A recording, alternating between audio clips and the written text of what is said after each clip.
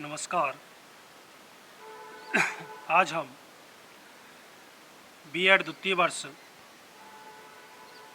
के अंतर्गत 8th paper knowledge and curriculum ज्ञान और पाठ्यचर्या के अंतर्गत विद्यालय में ज्ञान का संगठन organisation of knowledge in schools का अध्ययन करेंगे। विद्यालय का आंतरिक संगठन मुख्यतः विद्यालय के प्रकार और आकार पर निर्भर होता है। यदि संस्था बहुउद्देशीय विद्यालय है तो उस विद्यालय या स्कूल में विभिन्न विभाग पृथक पृथक अध्यक्ष के अधीन होते हैं और प्रत्येक अपने विभाग के संचालन के लिए उत्तरदायी होते हैं। यदि कोई विद्यालय आकार में बहुत बड़ा है तो उसके प्रत्येक को अपने दायित्व को अपने शिक्षकों या टीचर्स को सौंपना पड़ता है। जिन दायित्वों को सहयोगियों को सौंपा जा सकता है वे मुख्यतः दो प्रकार के होते हैं। वे दायित्व जो एकांकी शिक्षक द्वारा पूर्ण किए जा सकते हैं और एक वे दायित्व जो एक शिक्षक की अपेक्षा एक छोटी सी समिति द्वारा पूर्ण किए जा सकते हैं। यद्यपि प्रधानाध्यापक विद्यालय के समस्त कार्यों के संगठन, ऑर्गेनाइजेशन और संचालन के लिए उत्तरदायी हैं, फिर भी उसे अपने कार्यों को सुव्यवस्थित रूप से चलाने के लिए विभिन्न शिक्षकों, छात्रों और अन्य कर्मचारियों की सहायता हेल्प लेनी पड़ती है। विद्यालय के आंतरिक कार्यों के संगठन में निम्नलिखित बातों पर ध्यान देना चाहिए, जिसमें सबसे पहले आता है पाठ्यक्रम संबंधी क्रियाओं का संगठन, organisation of curriculum related activities. इन क्रियाओं का संगठन और संचालन अधिकतर शिक्षकों या टीचर्स के द्वारा ही किया जाना चाहिए। इन क्रियाओं के अंतर्गत मुख्यतः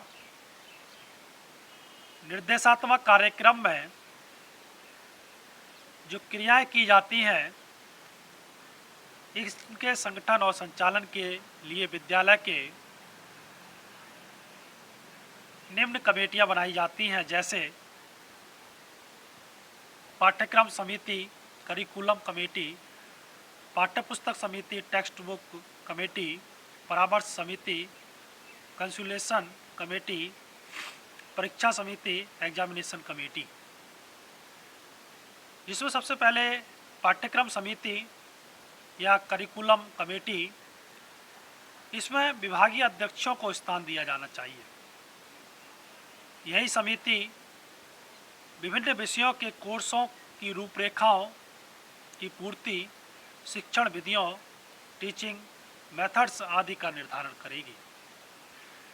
यही समिति किस प्रकार से हमको पाठ्यक्रम पूर्ण कराना है, किस महीने में हमको कितना पाठ्यक्रम पूर्ण कराना है, ये सब कार्य पाठ्यक्रम समिति की देखरेख में होना चाहिए। समय तालिका समिति भी इसी के अंतर्गत आती है। जो टाइम टेबल कमेटी है, इस समिति का जो मुख्य कार्य होता है वो विद्यालय की समय तालिका का निर्धारण करना होता है कि कब हमको क्या पढ़ाना है, कितने समय पढ़ाना है, कहाँ पर हमको खेलकूद कराना है, कहाँ पर हमको और अन्य एक्टिविटीज़ करानी है। ये सब को करिकुलर एक्टिविटीज़ किस तरीके से हमको करनी है, ये सब पाठ्यक्रम समिति के अंतर्गत ही आता है। अगला है पाठ्यपुस्तक समिति, टेक्स्ट कमेटी। इस समिति का मुख्य कार्य माध्यमिक शिक्षा परिषद और शिक्षा विभाग द्वारा प्रस्तावित पाठ्य पुस्तकों में से अपने विद्यालय के लिए पाठ्य पुस्तकों का चयन करना होता है।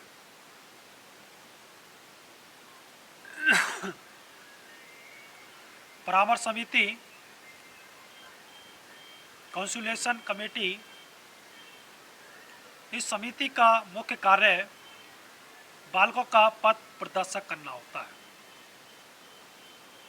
यह उनको शैक्षिक विषयों के चयन और व्यावसायिक मामलों के विषय में सलाह देगी। इस समिति को बालकों के प्रवेश करने के लिए दायित्व को भी सौंपा जा सकता है। अगला है परीक्षा समिति, एग्जामिनेशन कमेटी। इस समिति का मुख्य कार्य बालकों की परीक्षा लेना और उनकी प्रत्येक क्षेत्र की प्रगति का मूल्यांकन करना होगा। यह समिति उनके प्रगति पत्रों को तैयार करेगी, उनके रिजल्ट्स को तैयार करेगी और इसके अतिरिक्त यह उन्नति के नियम, प्रमोट के जो नियम है, अभिभावकों को बालकों की प्रगति से सूचीबद्ध करने के साधनों आदि का भी निर्धारण करेगी। अब आता है शिक्षण कार्य, टीचिंग वर्क या टीचिंग। टीचिंग को रोचक और प्रभावशाली बनाने के लिए विभिन्न साधनों का प्रयोग किया जा सकता है। इन साधनों की व्यवस्था के लिए किसी एक शिक्षक या शिक्षकों को छोटी समिति को उत्तरदायी बनाया जा सकता है, जैसे दृश्य श्रव्य समिति, ऑडियो विजुअल कमेटी और पुस्तकालय समिति, लाइब्रेरी कमेटी। श्रव्य दृश्य समिति में शिक्षण के विभिन्न उपयोगी उपकरणों की व्यवस्था करेगी। पुस्तकालय समिति, लाइब्रेरी कमेटी सामान्य पुस्तकालय, कक्षा पुस्तकालय और विषय पुस्तकालय के लिए विभिन्न उपयोगी पुस्तकों को खरीदेगी, परंतु उनकी उपयोगिता शिक्षकों और बालकों दोनों के दृष्टिकोण से निर्धारित की जाएगी। इसके अतिरिक्त यह बालकों की रुचि को जानने का प्रयत्न करेगी और यदा कदा यह भी देखेगी कि बालक किस प्रकार की पुस्तकों का अध्ययन करते हैं। इस समिति में बालकों के प्रतिनिधियों को भी स्थान मिलना चाहिए।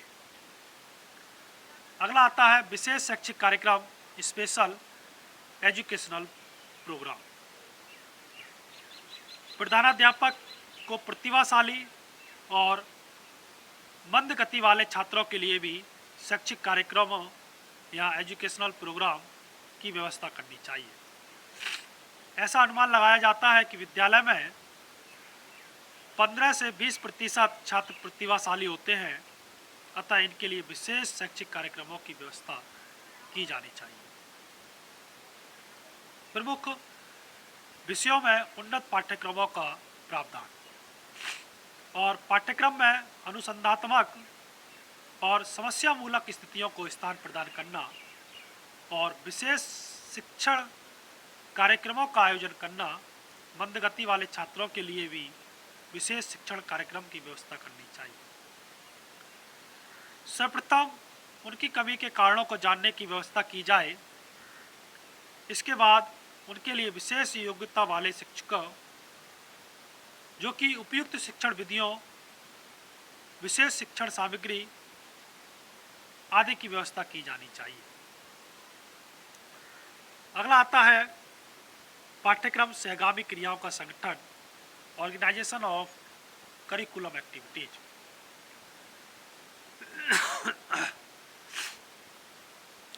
इन क्रियाओं का संगठन और संचालन विद्यालय परिषद द्वारा किया जाना चाहिए, जिसमें शिक्षक और छात्र दोनों सम्मिलित हो। विभिन्न क्रियाओं को पृथक पृथक समितियों के अधीन कर दिया जाना चाहिए, जैसे खेलकूद समिति, साहित्यिक समिति, सांस्कृतिक कल्चरल कमेटी, सामाजिक कार्यक्रम समिति, सोशल प्रोग्राम कमेटी, स्वास्थ्य एवं सफाई समिति आदि। उसके बाद अगला आता है घर और समाज के संपर्क स्थापित करने की व्यवस्था, arrangement to establish contact with home and society. आधुनिक काल में घर और विद्यालय और समाज के बीच घनिष्ठ संबंध स्थापित करना आवश्यक हो जाता है। इसके लिए प्रत्येक विद्यालय में शिक्षक, अभिभावक, टीचर, पेरेंट्स कमेटी की स्थापना की जाती है। यह समुदाय अपनी कार्यकारिणी परिषद के द्वारा, जिसमें शिक्षकों और अभिभावकों के प्रतिनिधि होते हैं, कार्य करता है। विद्यालय को समाज के अच्छे संबंध बनाने रखने के लिए स्वयं को सामुदायिक केंद्र में परिवर्तन करना चाहिए। इसके अतिरिक्त समाज के लिए प्रसार सेवाएं प्रदान करें। इसका संचालन समाज और शिक्षक और छात्रों के प्रतिनिधियों द्वारा किया जाना चाहिए। अगला है संपादक मंडल, एडिटोरियल बोर्ड। इसका प्रमुख कार्य विद्यालय हैंडबुक, विद्यालय नियमावली, विद्यालय पत्रिका, विद्यालय कैलेंडर या पंचांग आदि को प्रकाशित करना होता है। अंतिम है विद्यालय की साज सज्जा, स्कूल डेकोरेशन। किसी शिक्षक या दफ्तर के कर्मचारी को विद्यालय की साज सज्जा का हिसाब रखने, उनकी टूट फूट आदि की मरम्मत करने जैसे कार्यों के लिए भी उत्तरदायी बनाया जाना चाहिए। तो ये थे विद्यालय में ज्ञान का संगठन, organisation of knowledge in schools.